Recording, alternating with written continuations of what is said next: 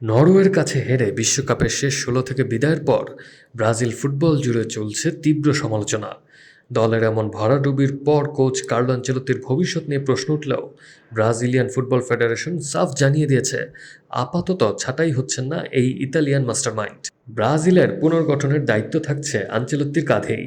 Brazilian এফের football director Rodrigo কায়েতানো জানান, গত মে মাসেই ২০৩০ বিশ্বকাপ পর্যন্ত চুক্তি নবায়ন করা হয়েছে ৬৭ বছর বয়সে আনচেলত্তির সাথে।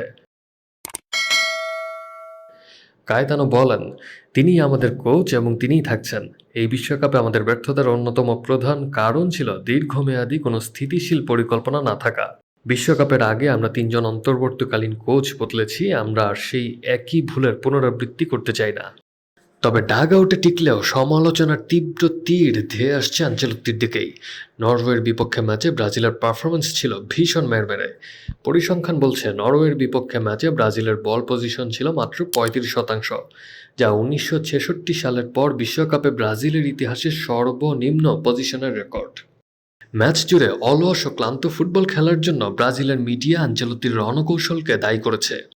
বিশেষ করে ম্যাচের শুরুতে ব্রুনো গুইমারেসকে পেনাল্টি নিতে দেয়া এবং ফর্মহীন ৩৪ বছর বয়সী ক্যাসেমিরো ও দানিলোকে পুরো ৯০ মিনিট মাঠে খেলিয়ে রাখা নিয়ে তীব্র ক্ষোভ প্রকাশ করেছে দেশটির সংবাদ মাধ্যমগুলো।